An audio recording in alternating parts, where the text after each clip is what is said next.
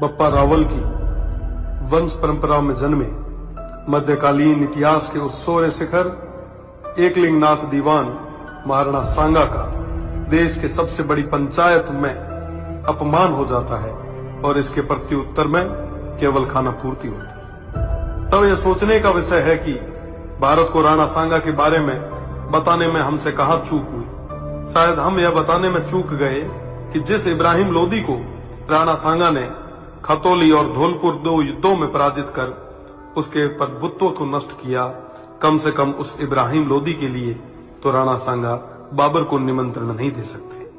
1519 में गागरोन के युद्ध में मालवा के सुल्तान महमूद खिलजी को 3 माह बंदी बनाने वाले, ईडर के युद्ध में गुजरात के मोहम्मद शाह की सेना को पराजित करने वाले, दिल्ली, मालवा और गुजरात की संयुक्त सल्तनतों को हराने वाले तत्कालीन भारत के शक्तिशाली शासक राणा सांगा को कहां जरूरत है किसी विदेशी को आमंत्रित करके सहायता लेने की।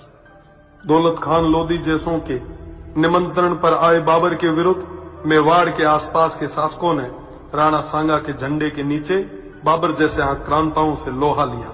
जिस राणा सांगा के साथ आमेर से पृथ्वीराज जी कछवाहा, बीकानेर से कल्याणमल जी, जोधपुर से मालदेव जी, मेड़ता से मीराबाई जी के पिताजी रतन सिंह जी व वीरमदेव जी, ईडर से भारमल जी, बूंदी से नरबत जी हाड़ा, सिरोही से अखेराज जी देवड़ा, सादड़ी से झाला अजय जी, चंदेरी से मदीनी राय प्रतिहार जी, हसन खान मेवाती सहित आसपास के सभी सरदारों का सहयोग हो, उन महाराणा सांगा को किसी विदेशी की सहायता की आवश्यकता नहीं।